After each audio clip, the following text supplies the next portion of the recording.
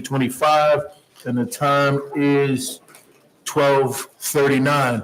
You all can continue to enjoy your lunch as we go through the program, but just wanted to make sure that we started on time. I want to remind everyone to please speak into your microphones and announce your names when you make a motion or a second. I know I can get better at that as well, so please help me with that. Also, I would like to ask Mr. Crum to explain using the new microphones. Well, thank you very much, Mr. Chairman. So we've got a few new technology upgrades in the room. One of them is our new microphones. When it's your turn to speak, if I could ask, if you could just press that button to your right with the little person there, it will be red. That means you're live. If you desire to pick up the microphone, I made a mistake my first time. I grabbed it by the stem, and it's going to sort of disconnect your microphone. So you can pick it up at the sides and move it back and forth to meet your needs. And then when you're done speaking, if you could simply just press it again. Thank you for that. Thank you, Mr. Crum. And once again, I want to thank everyone in attendance today. Certainly the folks who are joining us in the back of the room. Thank you all for your participation and engagement. Now I'd like to ask any first-time attendees to introduce themselves. Anyone who is here for the first time, would you please introduce yourself? Seeing none, we're going to move along with the agenda. Agenda item number 2, which is approval and modification of the agenda. And we will need a motion and a second to approve the agenda as presented. Motion to approve, Bobby Dyer. Second, Ella White.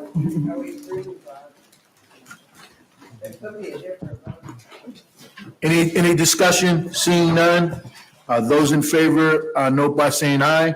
Aye. Those opposed, nay. Moving right along to agenda item number 3, public comments. Mr. Chairman, we have not received any public comments in advance of today's meeting. Is there anyone in the audience that would like to address the HRPDC today? Seeing none, Mr. Chairman, back to you. Thank you, sir. Item number 4, the chair report. And before I ask the chair to make his report, we do have a special presentation. So at this time, I would ask Ms. Gretchen Hill to come forward. And I would ask the chair to come forward here of Mr. Crum to come forward.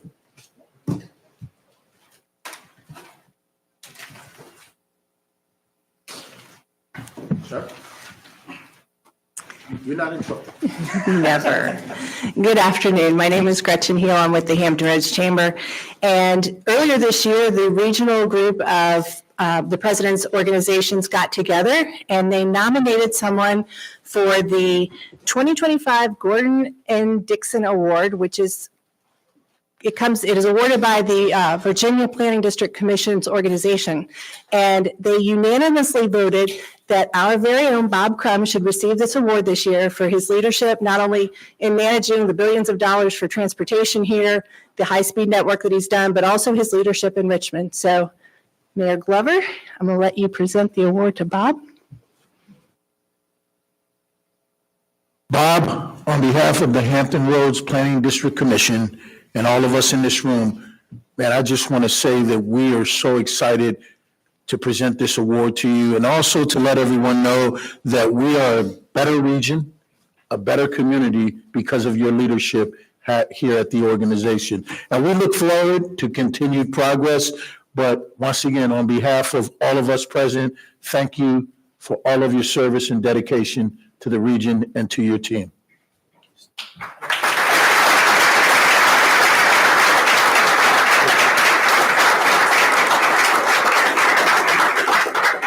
Well, thank you very much. They surprised me again a second time. I just don't see these things coming. But, I said this in July, and I want to say it again in front of the commission. You have here at the HRPDC the most incredible staff and the number one staff of any regional organization that I'm aware of in the Eastern United States. And it is the work that these folks around the room and in the audience do hour by hour on your behalf every day. And I'm the guy that gets to accept this and stand up here sometimes. They're the people that do the real work. So could you please recognize them, please?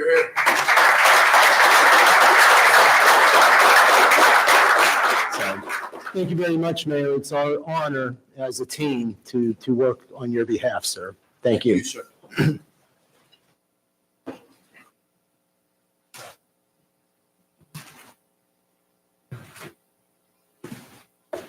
And Mr. Crum, if you would, please proceed with your director's report. Yes, so included in your agenda package is my monthly executive director's report. Always happy to respond to any questions either today or as a follow-up after the meeting. There's just a couple items that I'd like to start with, and then staff will share. First off, just a reminder, next month's commission meeting as well as the TPO meeting, we're going to be up in the peninsula. We're super excited to be hosted by Christopher Newport University. And your HRPDC meeting will begin with an address, quick 10-minute address by President Kelly from Christopher Newport University, who is super excited to invite the region to his campus and share some great information on the exciting things happening at CNU. So we are really looking forward to that. Secondly, how many people remember the Dutch dialogues? Anybody remember that? Can you believe it's been 10 years? Is that not amazing to think about? Whitney and Ben were super involved with the Dutch dialogues. Just a little bit of information. In 2015, Hampton Roads hosted the Dutch dialogues, which brought Dutch experts to the region and helped launch major resiliency strategies, especially in Norfolk, Hampton, and Newport News. We are going to have a conference that's going to be held in Norfolk. It's going to be from November 5 to 7 to celebrate all the things that have happened since the Dutch dialogues. Believe it or not, there's an awful lot of progress that's happened because of that in the last 10 years. And really take a look ahead to what's coming in the coming decades. So we really encourage everyone, if you get a chance, please register. We'd love to see you there. We're going to have a number of great panel discussions and just some great conversation. I think sometimes we don't celebrate what we've done enough in terms of successes. So this is a celebration of what's happened in 10 years, but it's also a recognition of the challenges we have here and how we're going to continue to tackle them as a region related to our flooding issues and coastal resiliency issues. So, Mayor, I hope that everybody can take advantage of that. And then from there, I know a couple of you saw Hydro Joe out in the lobby and probably wonder what was going on. So I'm going to ask our staff team to come on up to the podium and talk with you about a day without water a little bit. Water quality is one thing that really makes a big difference in our society, and we take that very seriously. We do what is necessary here to support life. It's not always exciting, but it is absolutely essential. We start at the very beginning, making sure source water is the best it can be. From our watersheds and reservoirs to the treatment process to your meter outside of your door. From accounting to engineering to operations, they can show up, they care, they want to improve the system and maintain the system to provide a quality service. I've been in this field for over 30 years and I cannot imagine doing anything else. We're providing a life-sustaining resource to hundreds of thousands of people on a day in and day out basis. We provide water to every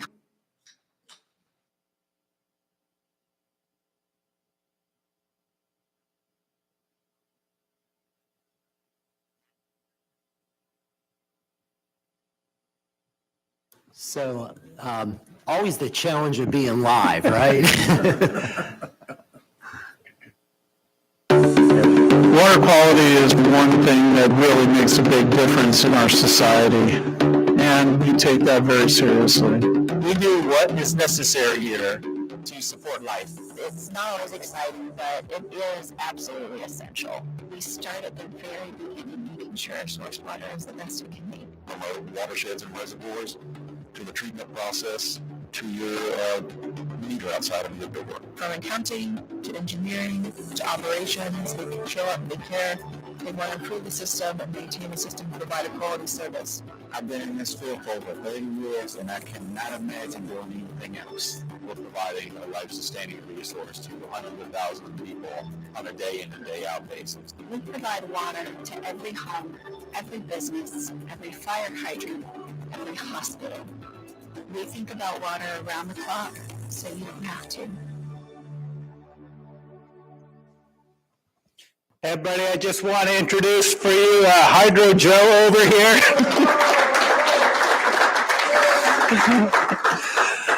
Hydro Joe is here to help us celebrate National Imagine a Day Without Water Day. And so he's had a very busy morning. He was on the news in Portsmouth earlier, and he's on his way to Newport News shortly. If you get a chance ever to see Hydro Joe out in the community, certainly be sure to give him a high five. I know our chair and our vice chair have had a chance to be with Hydro Joe. But Imagine a Day Without Water is a national day, but we really celebrate it here across the region. Thank you, Joe, for coming to join us. We appreciate it. Just want to let you know that every day here at the PDC, we work to support water, wastewater, utilities through joint planning, regulatory monitoring, advocacy, data analysis, and public outreach. And one of the things that people don't recognize quite often is the people and the infrastructure that's behind the scene providing water to us, and we really want to make that more recognized, and that's what Hydro Joe is here to help us do. So when you get a second, I think it's worth it to imagine a day without water. A real quick story: a couple months ago, I was asked to deliver a presentation at one of our local universities, and when I got in front of the class, I was supposed to talk about local government cooperation, and I could tell that the folks in the room weren't excited to be in the class, and I was trying to get their attention. I'm like, how do I get their attention? And so one of the things I said to them is like, one of the first things you got up this morning, you probably turned on your tap and water came out. I'm like, does anybody ever think about where that water came from? And you could see a few heads popping up. You ever think where this water comes from, how it gets there? You brush your teeth with it, take a shower with it, you drink it. It's amazing. And the kids in the class are looking at me like I'm crazy, right? For them, for that 1 second, I just said, can you imagine if it didn't come out of the tap? And so that's what today is. Imagine the day without water and how different it would be. It's imperative, obviously, for our residents, for our hospitals, for our business, for industry, and we just kind of want to celebrate that. And Hydro Joe's helping us do that. So thank you, Joe. Thank you, Joe.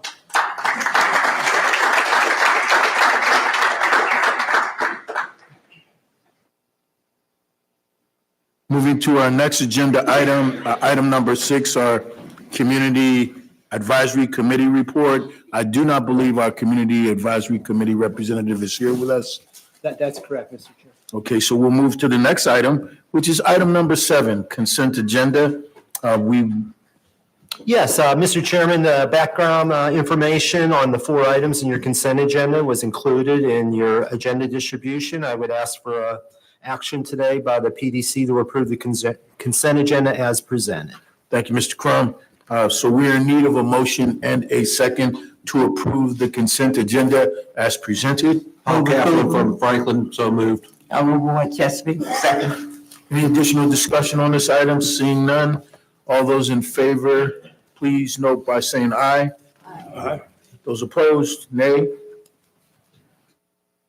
Our next agenda item is fiscal year 2025 audited financial statements. And we have with us Mr. Michael Garber, PD Mayors, to present the audit information.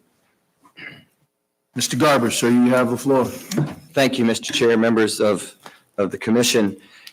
In the TPO meeting, you brought me up after VPRA, which wasn't fair because they had a great presentation. And then you bring me up after your Hydro Joe, and I'm supposed to follow that. So it's just a great time to eat your potato chips, trying to listen to the audit report. So you can block out a whole lot of items. But no, it's a good report. So we did finish, obviously we have finished our audit, and we have issued an unmodified opinion on the financial statements, which is the clean opinion. It's the opinion that you're looking for. We have also issued a report on internal control and compliance. And again, that report is a clean report. It has no findings, nothing that we thought needed to be reported there. I will quickly just let you know we have not finished the audit on your federal dollars in what's called your single audit report. The Office of Management and Budget in Washington, D.C. has not finished issuing all of their compliance requirements for us. And until they issue their supplement, I cannot finish your audit. And now with the shutdown, I have absolutely no idea when I'm going to get to finish issuing my opinions on your federal dollars or any of your localities or anybody that you represent. Everybody is on hold on the single audit. So, but when that is issued, we will touch base again with your finance team and make sure that gets completed and turned in. Once we're done here today and hopefully everything is approved, then I will submit this to the state as required. So we'll check that box here hopefully today or tomorrow as well. To wrap up, we have no audit entries on the financials. So when we came to do our work, the trial balance and the financials that were presented to us, we found nothing that needed to be changed.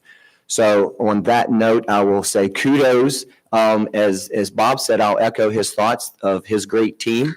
Replacing Sheila, who did such a great job for so long, is sometimes a little scary task, but Tila and her team have done a fantastic job this year. Jumped right in, actually drafted the financial statements. Tila spent her time doing that for the first time. Normally we would draft those, but she did that this year. So kudos to her and her team. And very lastly, today is my mom's birthday, and I want to publicly wish her a happy birthday. I don't ever get to do that. I know she is not watching, but that's okay. I want to wish her a happy birthday. And with that, I'm happy to answer any questions that you may have. Any questions for Mr. Garber? Seeing none, thank you, sir. Thank you. And don't forget to be kind to your mama. I've already talked to her. Absolutely. Thank you, sir. Members, we are in need of a motion and a second to approve the FY 2025 audited financial statements.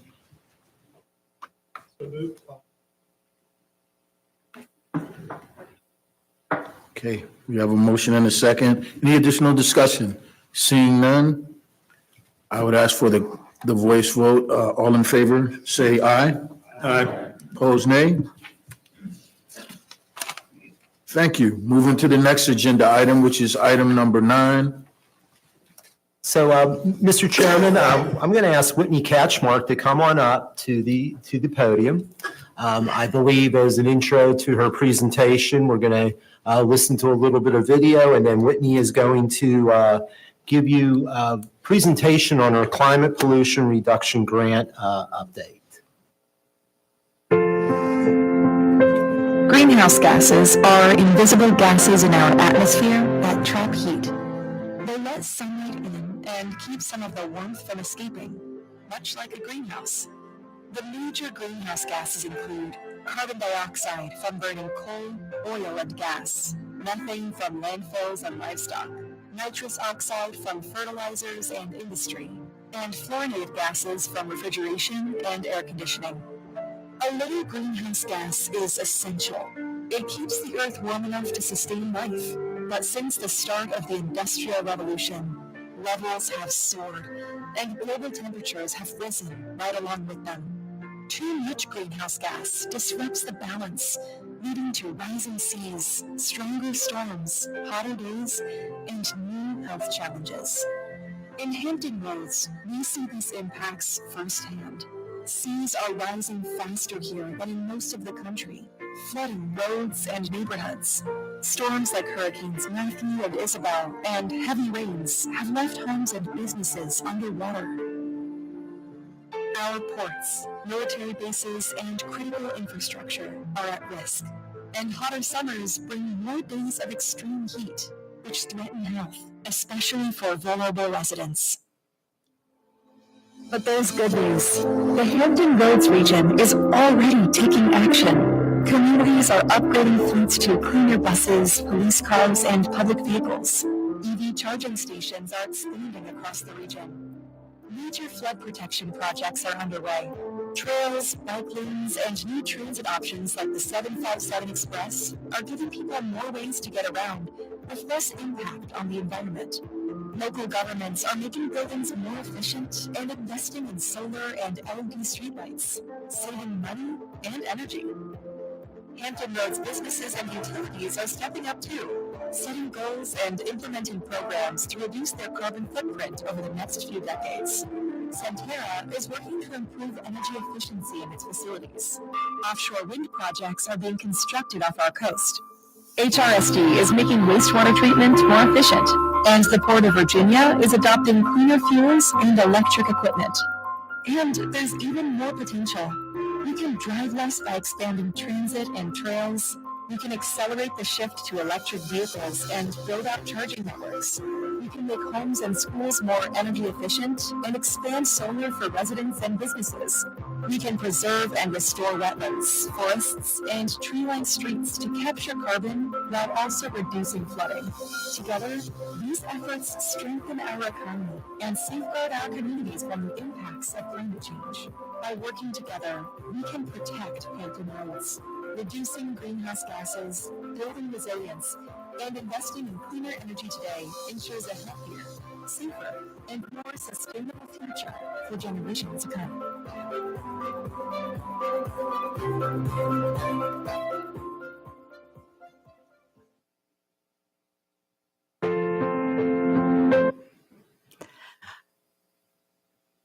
All right, I'll jump right in. So just to remind you, why are we doing this study? About 2 years ago, y'all accepted the EPA grant, and that is funded this effort. The requirements of the grant are to identify sources of greenhouse gases in Hampton Roads, look at the emissions in 2050, and then look at how much lower they could be in 2050 if we actively tried to do reductions. So this pie chart basically tells you where the sources come from. The main thing to focus on is the largest emissions come from buildings and then also from light-duty vehicles. Another thing to point out that isn't on the pie chart is the value of trees and wetlands and green things, because they act as a sink to store carbon and offset whatever emissions we have. So as you'd expect, the opportunities to do reductions align with that pie chart. It's buildings, making them more energy efficient. That'll save some money too. On transportation, it's giving people alternatives like transit and bike ped options so they aren't in their cars, and then encouraging a switch to electric vehicles and other low emission vehicles. And then lastly, it's conserving the green things and green spaces we have and then trying to expand those. So another part of our grant was public engagement. We really had an opportunity to do a big push, and the grant required us to do more. Hats off to Quan McLaren for leading this effort. We just want to point out, we have a couple quotes here. There's a bunch more in our public engagement appendices. We reached over 1,600 people, had a lot of events. A big focal point of our effort is when we were doing tabling events, we had these jars and each one represented a different climate action. We gave people climate cash and let them vote for what they thought the highest priorities were. And then we took that concept and turned it into an online game and got more input. The main thing we heard from people is that they wanted these transportation options like transit and bike ped trails to get out of their cars. A lot of people really mentioned the value of natural systems like more parks and more green spaces, chances to be out in nature. And then finally, people supported green energy transition. Specifically, we heard a lot about more EV charging stations, and they'd like it to be easier and to see more solar on buildings. So in addition to that input from the public, we had a steering committee that mainly was made up of your local staffs, but also some partners like Dominion Energy and the Virginia Clean Cities. We talked about all the things that we could do, and I'm going to run through a couple examples. What they mainly said is we're doing a lot of things, but it would be helpful to have a better network to share our successes and, of course, learn from mistakes, the things that you maybe wouldn't do again. And so I'm going to run through a couple of examples just to sort of illustrate that point. Here, monitoring energy use of buildings. Norfolk has done a lot on their Better Buildings Challenge and dashboard. Virginia Beach has really jumped out ahead in putting solar on schools and saved some money doing it. We'd kind of like to replicate Northern Virginia PDC's solar hub. In terms of connecting with community, Portsmouth created a resilience hub at a local church to bring people together and talk to people about these options, which is a great way to connect. Increasing trees and green space. We've got a number of localities, Hampton, Norfolk, that have done green infrastructure plans and do tree giveaways, like James City County's tree seedling giveaway. For EV charging, lots of people are working on this. York County seems like they really jumped out ahead. They already have 18 public electric charging facilities in the county. In terms of low emission vehicles, some alternatives to electric. Chesapeake's done a lot with renewable natural gas with fleets and both garbage trucks, and Newport News has saved a bunch of money switching some school buses to propane. Of course, we've been talking about the big expansion of regional trail system. We also want to highlight Chesapeake's recent connectivity plan did a really nice job of linking together all these different alternatives in the city and their neighboring cities. And finally, the recommendation that keeps coming to the top of the list for transit is trying to expedite 757 Express, like y'all talked in the last meeting. It seems to be a success. It would be great to do more of the routes sooner. So I just want to end by saying, this report is really not about a commitment to doing a certain number of solar panels or charging stations. It's really about looking at what's possible to reduce greenhouse gases. And it was a great opportunity to put all that information in one place. And I'm happy to answer questions. Yes, sir. Just curious, who in the scientific community helped you put this plan together? Well, we worked with a number of stakeholders, but we worked with ICF was our consultant. And other than that, it's sort of tied to EPA and other state agencies. We also collaborated with the other entities around the region, around the state who are doing this. The state has a grant, Richmond has a grant, and the Northern Virginia area is also doing a similar study. Thank you. Any other questions for Ms. Catchmark? Seeing none, thank you. So, Mr. Chairman, we would like to ask that the HRPDC take action authorizing our staff to submit the Comprehensive Climate Action Plan to the EPA. Okay, well, we'll move forward with that, taking that action. Do we have a motion and a second? Move approval. Dr. Ward? Yellow Ward.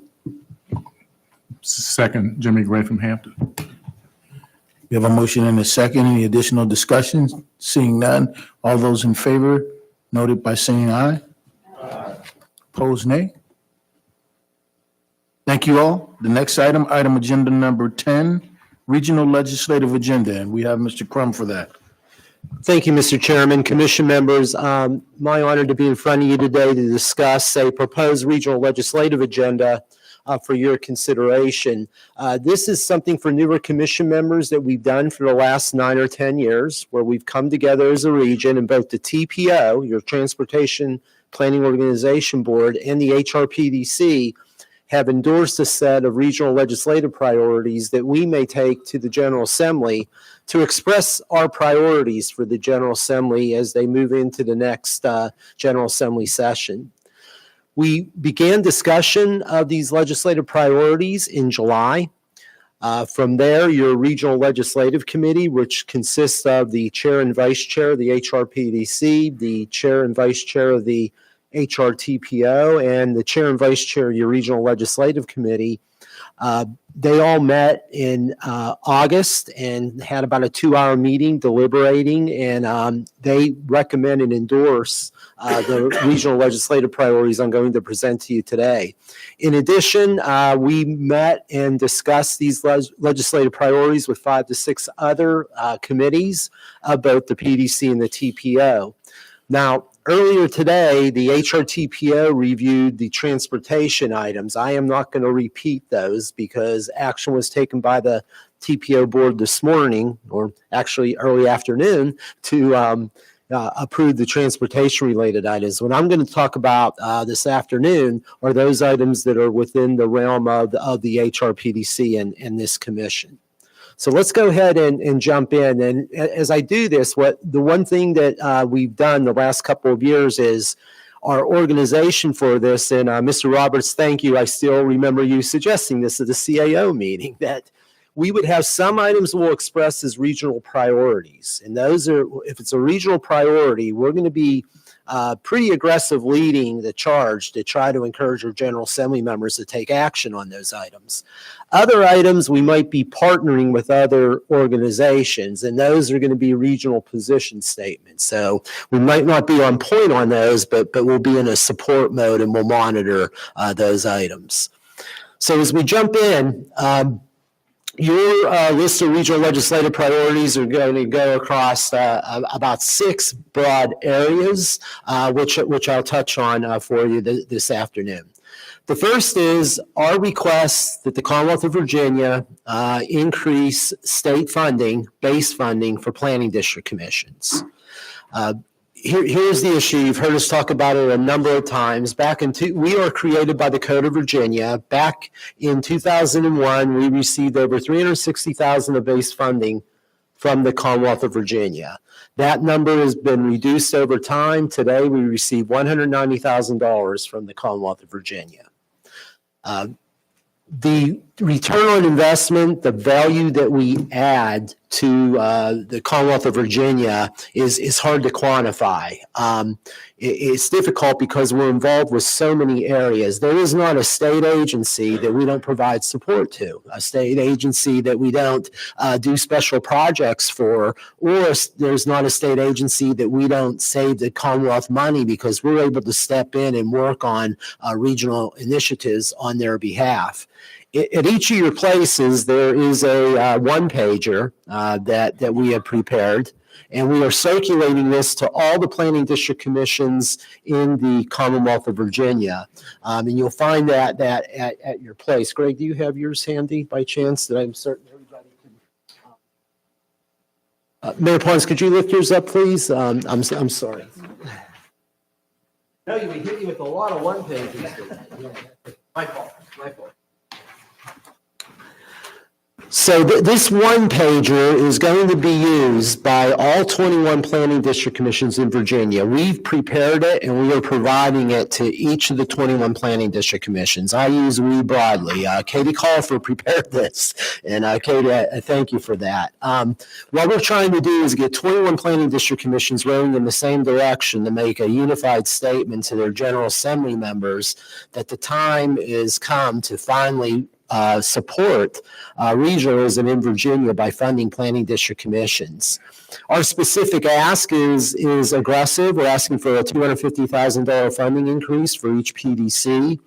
We know you don't always get what you ask for, but from a starting point, we met in Lynchburg and all the PDCs agreed to that number. So we are going to be working very hard with all of our partners at the state level and all of our planning district commission network to try to move the needle on state-based funding to planning district commissions. The next item will be not a surprise to anyone. Obviously, the last week has been challenging once again with flooding. Flooding, as we all know, is a way of life in Hampton Roads. We just talked about a project that where we look at some of the root causes of these issues and concerns.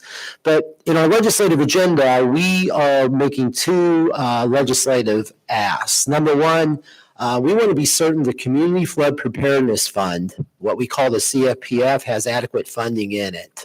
And we want to ask that the General Assembly ensure that there's a minimum of $200 million per year in that fund. Why is this important to Hampton Roads? Many of you, the majority of you as local governments, have applied through the Community Flood Preparedness Fund. You've asked for monies to do small projects or even strategies or different programs, and we've been incredibly successful in Hampton Roads with this program. We want to be certain that that program is maintained. Secondly, in all of you, whether it's the city of Hampton, whether it's the city of Portsmouth, whether it's Norfolk or Virginia Beach, that are dealing with these major flooding challenges, and you've done Army Corps studies and you've identified projects to address your needs, there's federal money available, but you just can't unlock that federal money if you don't have the non-federal share. And in a time where your budgets are strapped, as a case example, in the city of Norfolk for their major flood wall project, To build that over $2 billion project, they need $900 million of a non-federal share. And I know that situation repeats itself in Virginia Beach. Mayor Glover, I know you had those issues in Portsmouth. Ms. Bunning, you reminded me that when we moved to the peninsula, you have smaller localities, or it would be more difficult for them to be able to provide that non-federal share at this level. Because the projects that you're doing on flood prevention benefit the military, they benefit the economy of Virginia, we think there's an ROI and a cost savings for the state to become involved. And what we want to ask is that the state develop a state funding program to provide the non-federal match for federal grants to support large-scale flood relief projects in Hampton Roads. We know you are going to be a participant, but you can't bear all of that cost. Now, the good news is JLARC has designated a study to look at various options that we want to be involved in. But I think this is one that we can really unite together as a region and stress the importance of this legislative ask of our General Assembly. From there, we're going to talk about regional trails.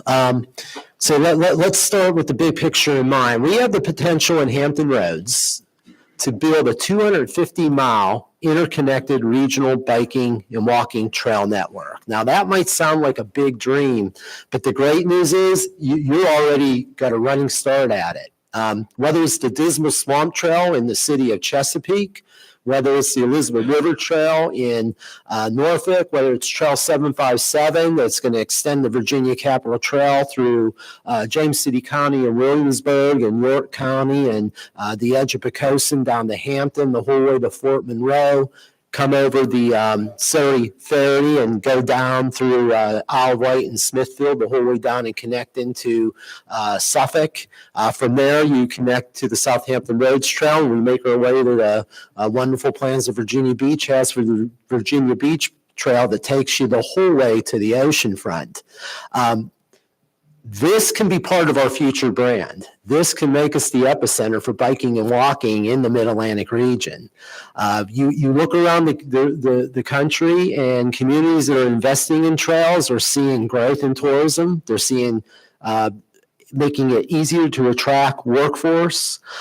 This is what people are asking for. And the great news is that we have just about all of our localities involved with some development of a trail network. We just got to get them all connected. It has economic benefits. I mentioned tourism. It's a healthy lifestyle, and it gives sustainable ways to move around the community. The cost to build a trail, if you're in a rural area, it's about $2 million a mile, right? If you're in a more urban area, it's around that $5 to $6 million a mile. But what we're seeing is tremendous ROI, return on investment, on some of these facilities. Emergency response and sheltering. And Mayor Gray, I know you were very engaged in this conversation, our regional legislative committee, based on your career in public safety. One of the things that John Sadler does is our senior emergency management coordinator, is he pulls together all of your emergency management professionals, oftentimes in this room, from all 17 local governments, and they talk about needs and issues and opportunities. One of the things they did this year is they made some recommendations to us and asked us to include in our regional legislative agenda, and our regional legislative committee thought these were very important. Number one, they want us to ask the Commonwealth of Virginia to improve emergency shelter staffing. They really feel there's a deficiency in staffing for emergency shelters. Secondly, we need to increase regional shelter capacity. And their point was, this really is not something regions can do alone. This really needs the leadership of the Commonwealth of Virginia. As you're aware, if a major storm is going to hit, and you need to move people around, you're going to have people potentially from Hampton Roads evacuating to Richmond. You're going to have people from the Outer Banks in certain situations that might make their way to Suffolk or Isle of Wight or moving towards Emporia. Some people may go up the Eastern Shore. Some people may go up the Middle Peninsula through 17. it doesn't work if each region's doing this in isolation with sheltering and evacuation. So we're really asking the Commonwealth to really take a lead role in helping us coordinate this. We currently don't have a statewide shelter registration system, which your emergency managers believe is really important. And then the last one was a surprise to me. I did not know that the Virginia Department of Emergency Management, 80% of their operating revenue is federally funded. Right? So that puts us in a really challenging position today. And really what your emergency managers are saying is that the state really needs to strengthen VDEM to make them more sustainable from a funding standpoint. Energy policy. Your work with Doug Smith and the Hampton Roads Alliance, you know about our challenges with energy. Many of you have dealt with some really difficult local land use issues. The need is obvious. If we're going to grow our community, if we're going to maintain a healthy economy, their forecasts are that we're going to see an annual demand of 5% annual demanding growth of energy. And energy use is going to double in Eastern Virginia by 2040. And you pause and think about that, right? You know, data centers, AI, everything that we do just as a society now. We just need to really think about how we're going to provide the energy to support those types of opportunities. Our legislative request is that we support an all of the above approach to energy strategy. Yes, that's renewables like offshore wind and solar, but we think that advanced nuclear, small modular nuclear, natural gas, energy storage, it's going to take all of those options if we're going to meet our needs. And we want to ask the state to be supportive of those various choices. Water quality. Jay Burness, I believe, is here from the Hampton Roads Sanitation District. If you look at Virginia's Chesapeake Bay nutrient reduction efforts, Hampton Roads has really been out at the forefront on that. I mean, the Hampton Roads Sanitation District and the work that they've done really demonstrates a strong leadership role. But honestly, if you look back the last 2 decades, most of the money has gone to Northern Virginia, right? We really want to see the state budget start to recognize the work we're doing here in Hampton Roads, particularly through HRSD, because here's where the rubber really hits the road. If we don't get state support, your ratepayers, your constituents are going to pay for this through HRSD rates. We don't think that's fair. We think it's got to be a shared responsibility. So our ask is that the Water Quality Improvement Fund, that we get adequate investments from that fund to Hampton Roads to support the Hampton Roads Sanitation District's SWIFT program. I think you're all aware of their tremendous SWIFT project. As I said, Jay Burness is here and he could answer questions about this, but we really need to get HRSD the funding, their fair share, our fair share from the Water Quality Improvement Fund moving forward. On top of that, those were our priorities, but we also have a number of regional position statements. And again, I don't think these will surprise you, right? Housing, we all know how critical housing is. We all know that we need to increase housing supply. And we want to support those policies and those programs that provide opportunities for all Hampton Roads residents. Flood sensors. Whitney's talked with you about her department's work of setting up this flood sensor network that you can connect to and determine what roadways are flooded. And this is great information that we can provide more data to document that and understand those trends. We want to encourage the state to help us continue to gather data on roadway flooding occurrences. And, you know, the more sensors we can get out there so that we understand those issues, the better we will be. Jefferson Lab. I know our friends from Newport News, but frankly, the entire region, this board has voted on 2 occasions to be all in supporting Jefferson Lab as the high performance data facility on the East Coast. And we know we're in some turbulent waters now, but we really think this is going to be a really incredible opportunity for the region. And we want to continue to offer unanimous support for whatever the Commonwealth can do to best position us that Jefferson Lab is successful. Protecting local land use authority. You all know you're hired by your local residents. Nobody knows your communities like you do. And what your CAOs have said, what your planning directors have said is, we want to object to any overreach by state government to get into local land use authority. It's not a regional issue. It's not a state issue. It's a local issue. So this mirrors what you have in many of your local legislative agendas. Rejecting unfunded mandates. We want to oppose any proposals that would create new unfunded mandates. But our CAOs reminded me that it's just not new unfunded mandates. And I spoke with a couple of our members yesterday, and I think we'll have some conversation about this. There are some current tax exemption programs that are really starting to drill into your local operating budgets, and they're creating substantial challenges. And Mr. Wheeler, I know you and Mayor Hucks, you reached out to me on behalf of your city. Did you want to speak to that now, Mr. Wheeler or Mayor Hucks? Chair Glover. You have the floor, sir. Thank you, sir. Director Crum, thank you for the opportunity to speak to this issue. And this is a great example of how we can leverage our collective regional influence through bodies such as this. When it comes to the unfunded mandates of tax exemptions, it affects us particularly in this region, as opposed to maybe other regions in the state, and maybe not so much. In a small city like Poquoson, we have an annual budget of $40 million for the entire city, and our exemptions have ballooned in a very short amount of time to about $2 million.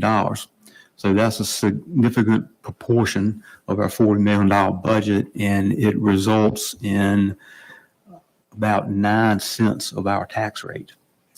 So we would respectfully request support from the state, from the General Assembly, to help offset the cost at the local level. And while we very much support and believe in the program, we just feel like the burden should be shared with the state. And I know Randy has some more in detailed comments. So thank you. Mr. Chairman, if I could. Yes, sir. You have the floor. Thank you. Apologies to my fellow CAOs who hear me talk about this a lot, but to put what the mayor just said in perspective for us, a $41 million budget, but the fastest growing element in our budget is the local impact of the state tax exemption programs. In the budget that we just completed, so FY26, that program grew $700,000 in impact year over year.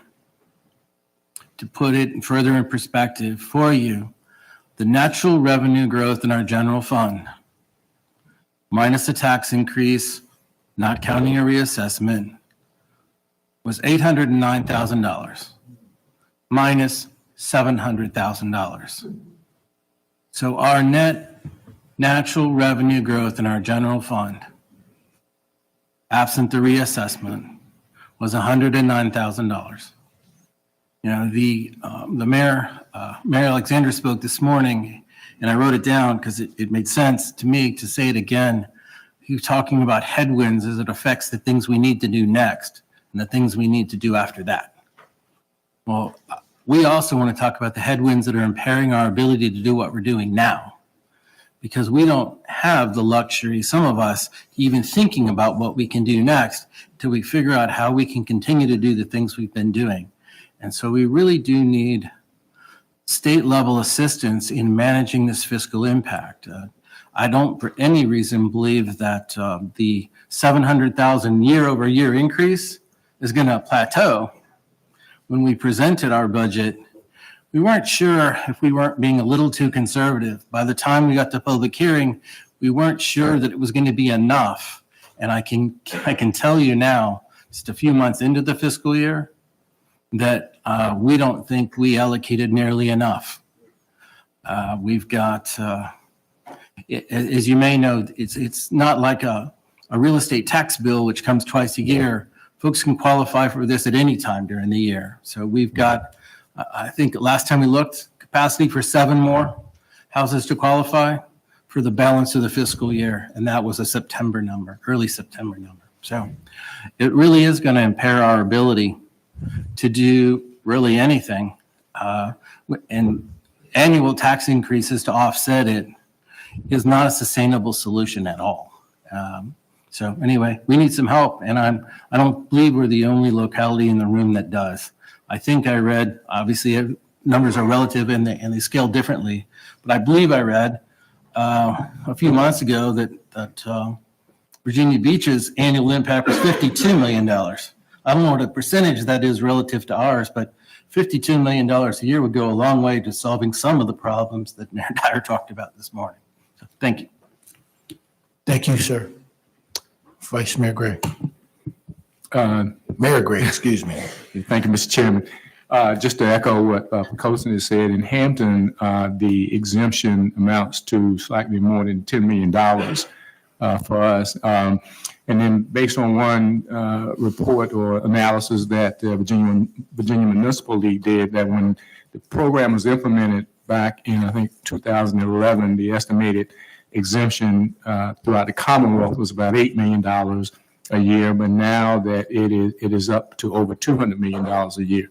And so, there are disabled veterans in all the communities, so, but each is kind of affected, slightly differently. But, as I mentioned, Pocosin is not the only one, and many of your communities are affected by the same, but it does represent, when we're trying to find money for roads or flooding, flood mitigation and other critical projects, being able to identify local funds is quite difficult when you're trying to face, and as the city manager mentioned, the headwinds that we're facing with this tax exemption program. Yes, sir. You have the floor. Yeah, let me just say, we got a pretty hefty budget, and we have a tax rate of 97 cents. And once again, with the price of housing going up, everybody in this room is going through the roof. During our budget cycle, we calculated that of the 97 cents, unfunded and underfunded mandates for us in schools are 30 cents. 30 cents out of 97.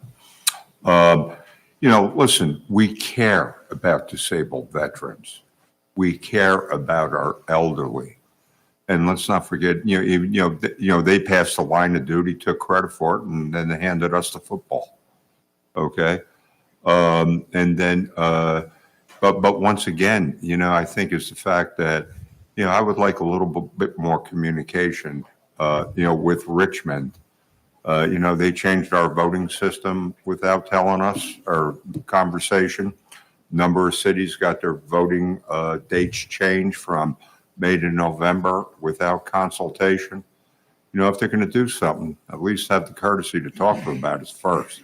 But once again, passing this down to us is, I tell you what, it is a detriment. And once again, we got so many other needs, everybody at this table, everybody in this Commonwealth. I think that's something's got to be taken seriously. Thank you, sir. And the last thing I want to say to that matter is we have discussed, some of the mayors, and I've discussed this with Mr. Crum, there might be some value in the mayors getting together and taking a trip up to Richmond to meet with our delegation, as well as those individuals who can help in this effort. It goes a long way to say that, people may not know what we're feeling until we share what we're feeling with them. And so if we could think about that, we're going to come back to you on that. But I really think it will be valuable if we can take a group of mayors up there to advocate and explain the true impact to our leaders in Richmond. Yes, and then you, sir. Ms. Bunny? Yes, echoing what you said, Mayor Glover, I just want to let you know the CAOs had a conversation with Bob Crum as well about trying to put back in place the Golden Crescent approach that we've used in years past, where we take the same sort of urban localities in the Richmond area and the Northern Virginia area and get more legislative strength by banding together. And Mr. Crum had said he would work with his counterparts in those areas to get us a conversation. Because, to the earlier points, this is impacting everyone, unfunded mandates broadly, and even the veterans tax specifically. Now, some of us get more disproportionate impact, like in our region, because we're home to so many military, and we have a strong VA system and the whole 9 yards. But everyone is really struggling with this. It's grown, as my mayor mentioned, exponentially beyond what the state had even projected. But I do think, both what you said in terms of our region getting up there, but also combining strength with the Golden Crescent areas would be beneficial. So I just wanted to let you know, as CAOs, we had requested that. Thank you, ma'am. And sir, I apologize. You have the floor. Thank you, Mr. Chairman. Stacy Cummings from Virginia Beach. I would just like to bring up that the state legislature has, in the past, brought up this idea of mandating collective bargaining on localities, which would be yet another unfunded mandate. And I would, again, like us to advocate for the local option on this issue. Thank you, sir. I can't see that far, your name, so that's why I'm not calling everybody's name. So help me out. Say who you are so we can know who you are, please. No problem. Carol Steele, Gloucester County. I want to reiterate about the CAO meeting. And when I first looked at the program in its complete form, I didn't even see it at all. And I thought this was going to be like our number one legislative matter. In talking to VACO, and when they came and we hosted the regional meeting, based on what every single person, every single locality was complaining about, I thought it was going to be VACO and VML's legislative, care. They were going to be carrying it too. It's not in their packet either. There are many things that we get told when we're asking that they're niceties, not necessities. I would say that we have the same sort of approach on some of our legislative agenda items here. When you're fighting to just stay afloat, the trails and things that I completely support are not nearly as important as us getting this revenue situation straight. So I love the idea of the meetings and the expansion to the other areas. We know from media that Stafford County, I believe, is the highest in the state to be impacted, or at least they've claimed to be. So it's different places, but I hate to see it not called out in a much more significant way in the portfolio of the agenda.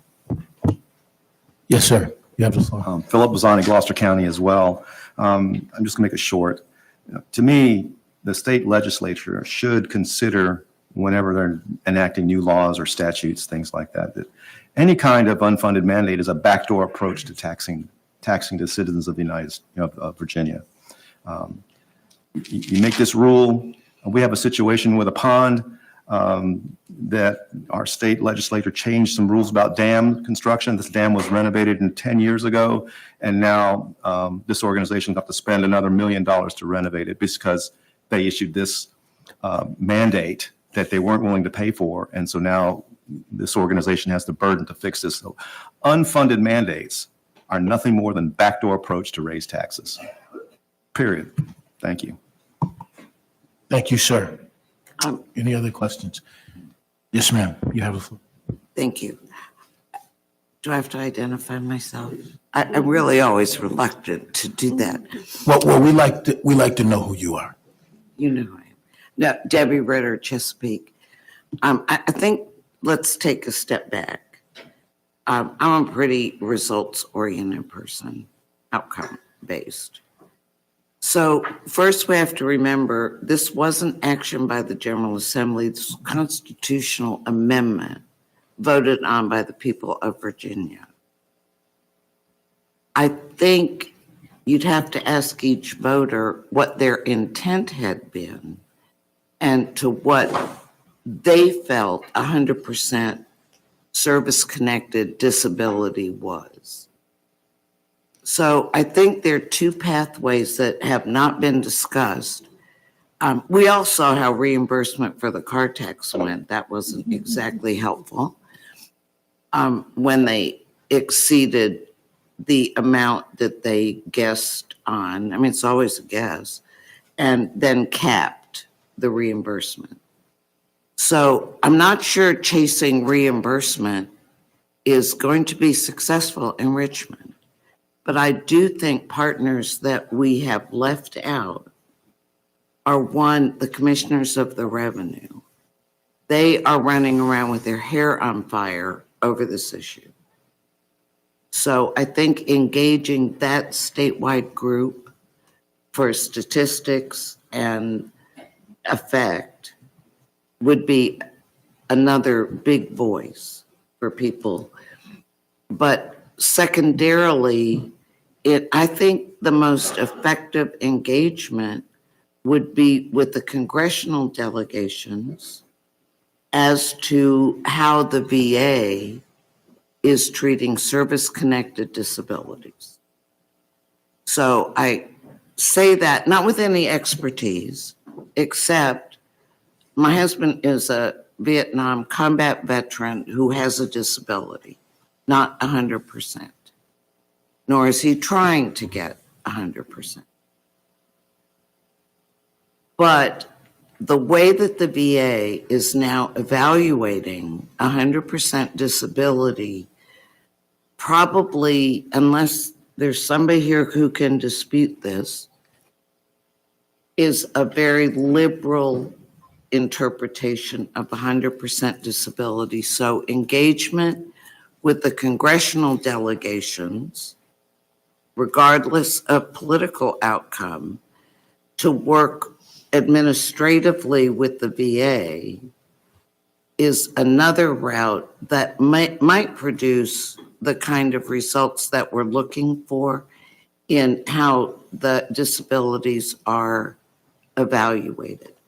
There's also a difference, this is proprietary for me, coming from a Navy family, a Gold Star Navy family, and my husband's first career in the Navy. There is a big, big difference of someone who served 2 years and someone who served a career, and evaluating service-connected disability. I don't dispute some people who served one enlistment or one service time might have gotten 100% disability, but that's why I think the VA evaluation, and the only way we get to that is through the congressional delegation. So those would be my comments. Thank you very much. And we'll pursue that as an idea and probably a process. Are there any other questions on this matter? Mayor Glover, I just have real quick items to bounce through here. I do want to say, we referred here to unintended consequences of tax exemptions. What I'm hearing from majority of the commission is that we may want to pull that from a position statement, put it up front more as a regional priority. Ms. Ritter, thank you for your comments, because I think that identifies some really great partners for us to look at in tandem with that. But what I'm hearing, Mayor Glover, is that we would make that change to the legislative agenda to make it more prominent up front. Okay. We wrap up with our economic development site readiness position statement. Mr. Chairman, from there, I would ask that with the modification regarding the veterans tax exemption and moving that up to the beginning to the regional priority section of the agenda, I would ask if the commission could consider action to approve our proposed regional legislative agenda today. Thank you, Bob. So if I'm hearing you correctly, we're asking for a motion and a second to approve the legislative agenda for today, for the regional legislative agenda. Is that correct? Yes, sir. Okay. Do we have a motion and a second to approve the legislative? Motion agenda? to approve with Mr. Crumb's recommendation. Second. Second. Okay, motion by Mayor Dyer, And second is by whom? Ross Hammond. Dr. Ross Hammond. Any additional discussion? Those in favor of the motion, excuse me, sir, go ahead. Again, Stacy Cummings from Virginia Beach. I'd just like to go back to the issue of flooding. And I know that my colleagues could be surprised to hear me talking about supporting some kind of a tax increase, but in the transportation side, which we didn't talk about here in this meeting, there was a proposal in the legislative agenda to ask the state legislature to consider some type of tax increase to support our road projects. And for those of us in Virginia Beach, I won't speak for Norfolk, but we suffer the same pain, especially in Poquoson, that flooding is our number one issue. Flooding far outweighs any other issue, economic issue that we have.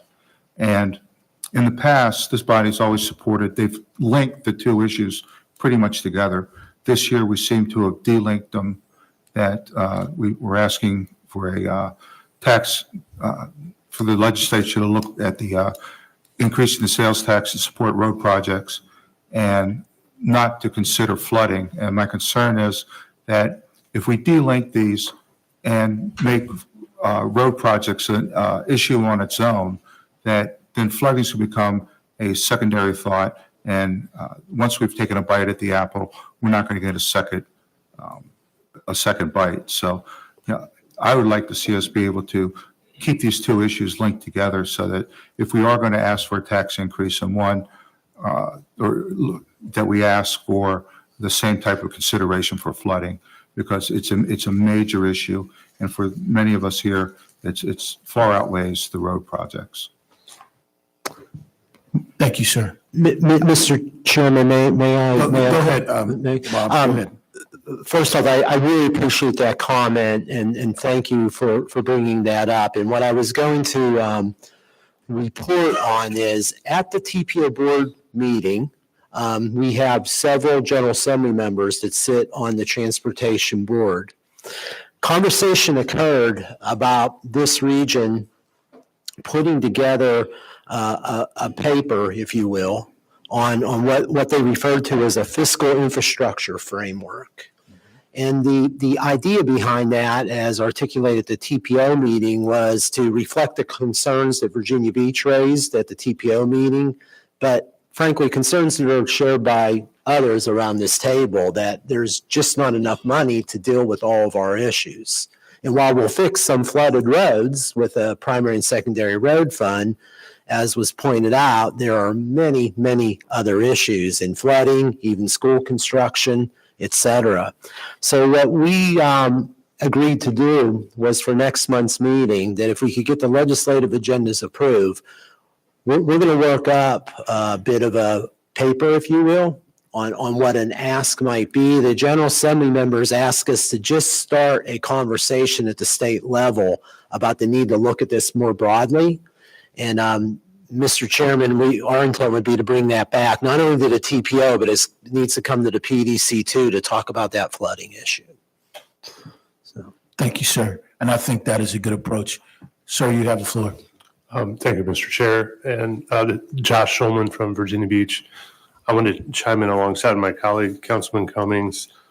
And I was actually at the TPO meeting this morning. I'm the alternate member. I was in attendance and listened to a lot of the dialogue and co-authored a letter to the TPO along with the mayor that raised some of the discussion points that we had some dialogue around this morning. And when I sat and listened to it, I thought I'd be remiss if I didn't point out that a lot of the talk around flooding seemed to, I guess, combine or conflate the issue of stormwater and flooding with sea level rise and our coastal storm risk management efforts. So, and the coastal storm risk is obviously the exponentially more expensive problem that we're even less prepared to deal with. And even a city like ours, like the mayor said earlier, where we passed a bond referendum that essentially opened a line of credit for $567.5 million to complete a series of projects. We know now that those projects are 3 times as much, at almost $1.5 million, and that's just stormwater.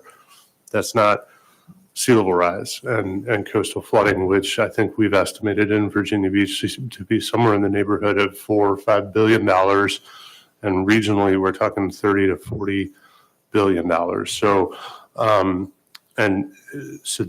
2 different issues, number one, and then there was a lot of conversation I heard as well about roads and flooded roads, and certainly, you know, those are impediments to our economy and our military preparedness. But I mean, what we're talking about with coastal storm risk management, and certainly to a degree with the flooding and the stormwater stuff, that's not just road flooding. These are like, we're going to lose neighborhoods. We're going to lose significant portions of our tax base.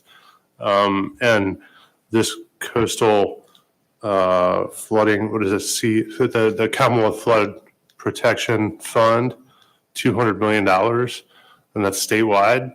That gets us what, maybe $10 million if we're lucky, if we're a locality for something. And we're talking, these federal matches are going to be in the B billions. So, and I know probably more than almost half of us have begun some sort of process with the U.S. Army Corps of Engineers with the Coastal Storm Risk Management Study. So we're all going to be having not just big bills to pay, ginormous bills to pay. And I think that is the origin of this ask is not an either or, it's an and. And when we've got a new administration and a new governor and a new General Assembly, and if we're going to go ask for some sort of a taxing authority or some sort of different arrangement than what we have now, we might as well ask for all of it. Because if we ask for a little bit of it and then try and go back for the rest of it, we all know what's going to happen. So that's all I got. Thank you, sir.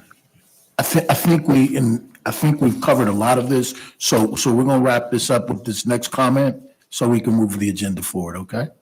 Great. I just want to clarify in my mind and maybe everybody else's mind that I guess what we're asking for is on this taxing issue that the legislative agenda does not include any taxing agenda strictly involving the roads, that either they're linked or that we table it for another discussion till we can figure out how to move forward on it. Well, probably that's the most appropriate way, because I think if you were in the TPO meeting, one of the hangups was, I think one of the areas that we felt we probably couldn't get across the line, but we needed to having a fund available where we could put money that will enable us to do the things that we desire to do. I think this requires a much more engaged conversation of how we approach that with our legislative body. A lot of good ideas, a lot of good information. We know that flooding is a top of the mind for everyone. How we get that done, I don't think anyone knows specifically, but I think what's most important is we've shared our conversation here today. We have an agenda to move forward with, and we must all do that. So that's the approach that we'll take going forward. Mayor, Mr. Chairman, if I may, so just to stress, the action the TPO board took did not include the tax. The action the TPO board took was to create a fund. A fund, correct. And the other thing I do want to commit to is we will be bringing back next month what different revenue sources could look like, and a framework in response to these excellent comments of how we look at this more broadly than just roads. So I think absolutely. So getting back to the original question, we have a motion and a second on the floor to approve the legislative agenda. We had the discussion. I now will call for a voice vote. All in favor of approving the legislative agenda, please note by saying aye. Those opposed, nay. Thank you very much for the discussion. Our next item is item number 11, Chief Resilience Officer of the Commonwealth. Yeah, so we are really fortunate. This is a great follow-up to the conversation we've had most of the morning, Greg, but we have Greg Steele from the Office of Commonwealth Resilience, and we're really excited to have you here today, Greg. Thank you. Thank you, Chairman, Commission. Just going to go really quickly. I understand we're all very sensitive with time, but appreciate having the opportunity to come down and introduce myself, and in many cases reintroduce myself to the folks in here on the role of the Virginia Office of Resilience.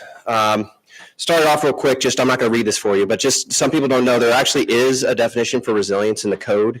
What's important is to note that resilience is really, it's a system, it's not an end state. So it's about that whole process, like you would also actually hear about in emergency management. It's very similar. It's about the whole, basically you want to make sure that you're able to anticipate, prepare for, respond to, and recover from various hazards and threats. So quick introduction for myself. So my name is Greg Steele. I actually spent 31 years as a Department of Army civilian, 26 of those years working for the U.S. Army Corps of Engineers. So I speak U.S. Army Corps of Engineers water resources programs very, very well. And I spent about 5 years as the command engineer for headquarters TRADOC up at Fort Eustis. Retired this year and took control of the Virginia Office of Resilience in May. So I've been on the job for about 5.5 months at this point, and my team and I really hit the ground running. I'm joined by Caitlin Verdue, who she's got 10 years in with the state, most of that with the cooperative extension, some with forestry. And then Sigrid Lampe, who comes from the academia side, getting her MPP from William & Mary and working a lot in regulatory reform with the Virginia Sea Grant and some DEQ work as well. But the three of us, that's it. So we are the Office of Resilience for the entire state. Our mandate is all hazards, and it's the full state. So I'll talk a little bit about first, our status report. So I'm required to complete a status report for the General Assembly and the governor every 2 years. The first deadline was July 1. I mentioned I started in May. That was a fun path, but we got there. The things that I wanted to point out from that status report that I thought might be of interest is there was about $1 billion in money spent in the Commonwealth the past 2 years in resilience. And of that, more than half came from state funds. So the good news is it wasn't like all federal funds, but it was significant as far as the federal funds. So our primary contributors, obviously we have FEMA, but also Energy and DOT were big contributors to resilience within the Commonwealth. We identified in the status report next steps, heard a lot of discussion about flood resilience. Even though I am mandated to kind of have my eyes on multi-hazards, flood is front and center. It's really the genesis of how my position came to be. In fact, it was originally the CRO was tasked as another duty as assigned to the Secretary of Public Safety and Homeland Security. Then it moved over to the Secretary of Natural and Historic Resources, and they realized that it was too much work for another duty as assigned, so they decided they'd set up an individual to actually do it. Outside of flood resilience, though, my mandate is to stand up, which I've done, and develop what's called an interagency resilience management team. The point of that is to get the agencies talking together about resilience, about the hazards, about where the commonalities are. Agencies, like any bureaucracy, are great at working within stovepipes, but don't always look beyond the aperture of where their missions lie. And so the whole point of that is to try to get folks speaking as basically one team when we have those quarterly meetings, working on hazards identification and integrating that together where it makes sense within the different agencies, continued stakeholder engagement, along with education and public outreach. I mentioned the IRMT. What I think is interesting that so far we've identified 73 separate and distinct hazards within the Commonwealth that state agencies are concerned with right now. Not all of them being addressed. We're still trying to work that out, but it worked out into 13 different hazard categories, everything from animal health to food systems. Water in this sense is not flooding because you can see flood is on there. Water is the whole water supply, water use, water treatment, the whole water process is an area of concern. Energy, electric grid, those things, those all came up as categories that we have hazards that we've identified to pursue. And by the way, my team is not tasked with managing 73 different hazards, but what we are tasked with is at least understanding those and then determining which ones are the priorities that really need to have the emphasis of the governor's office to ensure that the state is collaborating appropriately. Our areas of interest that are in your areas of interest, I think. So we've had a lot of meetings within the Hampton Roads community. I should mention I'm a York County resident, so I'm a proud member of Hampton Roads myself. But we've engaged with the City of Hampton's Resilient Hampton office. We've engaged with Norfolk's Office of Resilience many, many times. We've engaged with, we're scheduled to engage with Virginia Beach And there's one other one that I'm leaving out there, but we're really trying to get out across the state, but a lot of that emphasis is in here in Hampton Roads as well. There's been discussion about the Army Corps of Engineers CSRM programs. I will mention the tying into that right now. Today was announced the round 6 of the CFPF has been identified. That included, in addition, for this round, $25 million in grants for projects that support Army Corps of Engineers authorized flood risk and coastal storm risk management projects. So that's separate from the other funds that the CFPF will support. That's the state's intent to try to show the importance and urgency of trying to support the CSRM and the FRM missions within the Commonwealth. We're also interested in beneficial use of dredged material, working closely with HRPDC and the DOD and other partners on that. Obviously, the Coastal Resilience Master Plan is of grave concern for us, so we're engaged with DCR and the partner agencies on that. Chesapeake Bay Program, we are now going to have responsibility for one of the outcomes of the Chesapeake Bay Program, so we'll be working closely with the entities working in that space, along with CZM. We're working to try to get an academic roundtable of academia across the state to start working a little more collaboratively, understanding it's a competitive environment. And then finally, we're starting to investigate parametric insurance and other areas where there might be more innovative funding solutions related to some of these hazards, and particularly flooding is a big draw for that. So I think I went as quick as I could to try to keep things going, but I'm open to any questions, or I'm available. I'll stick around obviously afterwards if folks want to talk, but thank you for giving me the opportunity to say hello and introduce myself and my team to everyone here. Any questions for Mr. Steele? Seeing none. Thank you, sir. Thank you. Our next item is item number 12, inflationary pressure on local government. Mr. Crum. Mayor, I know it's been a long day, but I would ask, Nikki Johnson, our regional economist, really has put together some great information on an issue that I know is impacting all of you, and inflationary pressures and what that means to local governments. So Nikki, turn it over to you. Thank you. All right. Inflation affects key aspects of local budgets. We know from operating costs, capital costs, to debt service and revenues. And so I'm here today to provide a very brief overview of how the past few years of high inflation have affected local budgets and the overall fiscal health of our localities. I'm sure we all know that inflation has been historically high over the last few years, actually the highest rate since the 1980s. At the peak in April 22, prices were up 9% year over year. They have come down significantly, but we have yet to reach the Fed's target rate of 2%. Now, our recent bout of inflation was mostly caused by the pandemic and the supply shock that was brought on by that. We also know there was Ukraine war that increased grain and oil prices, and then as well as the federal stimulus. Now, the headline inflation rate that you see here is the Consumer Price Index. And so that measures the market basket, average basket of goods and services that a consumer pays. And it tracks those prices over time. But we know that local governments tend to purchase different items than the average consumer. And so they face a slightly different basket of goods and therefore slightly different trends when it comes to inflation. So if we see here, the light blue line is the state and local expenditure and investment price index. And that rose faster in the initial surge of the pandemic and also had a slightly higher peak. It was at 10% when we compared to the 9% for the consumer price index. It's also important to think about how economists think about inflation and how we track it. We look at the year-over-year percent change in prices. And so if we're at the Fed's target rate, then yay, no inflation. Obviously some inflation, but that's where we want to be. But that's not how we experience inflation. We tend to look at the cumulative change over time. And so if you see the chart on the right, we know that from 2019 to 2022, prices rose 20%. Now, the subsequent 3 years, it rose an additional 6 percentage points. So a slower rate of growth, which is what we want, but we don't really think about that when we go and buy goods and services. We just know that prices are up nearly over 25% within just a few years. And so it's really important to keep that in mind when we think, how are we doing when it comes to inflation?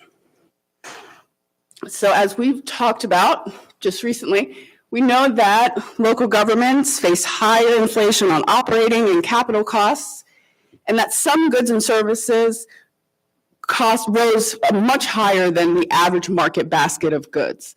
And so that blue line there shows you the National Highway Construction Cost Index. We see that for construction materials and services at the peak in 2022, prices were up 32% from the previous quarter. Now that has come down considerably. We even saw slight deflation for the latest data for Q1 of this year. But it's still, when we think back cumulatively, prices are rising significantly faster. And so the local governments faced higher inflation relative to the consumer. But it wasn't just higher inflation that affected the costs of local governments. We really saw a trifecta. Because while higher inflation increased the cost of operating and the cost of capital, we also saw higher interest rates that increased local financing.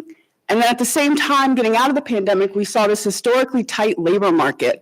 And that further added upward pressure on personnel costs for local governments. So starting with high interest rates, we know that the Fed's main tool to combat inflation is to influence interest rates. The main way that they influence interest rates is through the federal fund rate, which is the overnight rate that banks lend to each other, which then influences a host of other interest rates. We see that in the past decade, interest rates were at historically low levels. We're now at the highest levels that we've seen since the early 2000s. And so what that meant is that we see higher costs to issue bonds and borrow for capital investments and different projects. So that added additional upward pressure on costs for localities. But then we also saw this historically tight labor market. It took Hampton Roads 3 years to recover all the jobs that it lost during the pandemic. But some sectors took even longer to recover. So local governments it wasn't until September 2024 that they reached the pre-pandemic levels and recovered all the jobs that they lost when compared to February 2020. And so what this did is it put a significantly upward pressure on wages and salaries for local government employees in order for localities to be able to attract and retain workers. And so that's what we see here. If we look at the average weekly wage of local government employees here in the region over the last decade, we can see in the first 5 years, nominal wages, not inflation adjusted, was up about 12.7%. On an inflation-adjusted basis, it was 2%. Now, the subsequent 5 years, we saw that rise to 46%. That's an additional 30 percentage point increase in nominal wages. Inflation-adjusted wages rose an additional 5 percentage points. So this is significant added cost beyond inflation that really affected local governments, that was unique to localities. Now, the impact on revenues is a little bit less straightforward because we know that some revenue sources like property income and sales tax, they can actually increase tax revenue bases even as inflation is rising, even if there's no real growth, right? But it really depends on how much is affected overall, how much of that tax revenue base is actually coming back to localities, because we know that there's differences when it comes to assessments and there's different lags. And we also know that when property values really rise sharply, it puts added pressure on localities to provide some type of property tax relief. So even though local revenues were struggling during this period, we did see some localities end up cutting property tax rates just in order to provide some relief to their residents. But property taxes were key in helping to support local revenues. Here we see the typical value of a home. Over the last decade, from 2015 to 2020, they were up 15.3%. It rose an additional 30 percentage points within the next 3 years. That was a significant sharp rise. We've seen that rate of growth slow over the last couple of years, but still significant boost overall. And so if we look at what's happened to local revenues over time, total revenues for localities, we can see that if you compare 2019 to when inflation was at its peak in 2022, local revenues were actually down 2.2%. But we did see a significant boost in federal aid from all those federal COVID-era stimulus programs. And so while federal aid is a small share of total revenues, it was critical in stabilizing revenues overall. Now, federal stimulus is expected to run out fully in 2026. We've already seen that federal aid start to decline. And then at the same time, we're also seeing the current administration push for more federal cuts. So that's going to add an even greater burden on local revenues as well as state aid. Now, inflation has declined significantly, but we are seeing new upward pressure brought about by tariffs. How long it's going to take for that to fully work through prices is still a question moving forward. And then at the same time, we also see tighter immigration policy, which is likely to continue to strain labor force growth, which adds that added pressure on wages. So I know I flew through that because I know we're tight on time, but if you have any questions, let me know. Are there any questions for our economists?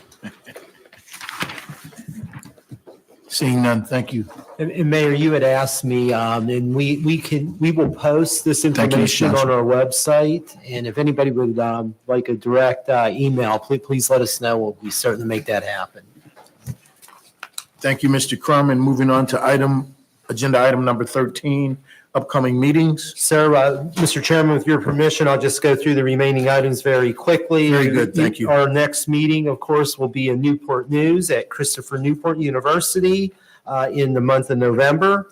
You have your various committee meeting minutes and summaries, other items for your information, and you will find at each of your seats a few items I'd encourage you to pick up. Here is one of our more recent little publications called the Little Book of Big Data. It fits in your sports jacket pocket or in your purse very handedly, but it gives nice demographic data for each of your local governments. Sometimes you just don't want to jump on that internet. You learn something handy. So we find that these work out really well. There's a couple of other one-pagers there related to some of our presentations that I'll bring to your attention as well. Mr. Chairman, that's all that we have for you today. Okay, very good. And I want to thank everyone for your patience today. We had a lot of information to cover and also your input. It was all very helpful, and it's important that we all continue to be engaged. Lastly, I want to mention to everybody and invite all of you who are here to the great city of Portsmouth this Saturday. We will have the High Street Festival. If you want to come out and see what's happening in Portsmouth, it's a free event, so it doesn't cost you anything. Come on out and celebrate food, fun, and community. With that being said, everybody, thank you for coming. This meeting is adjourned. On our salaries, we work for food. Thank you.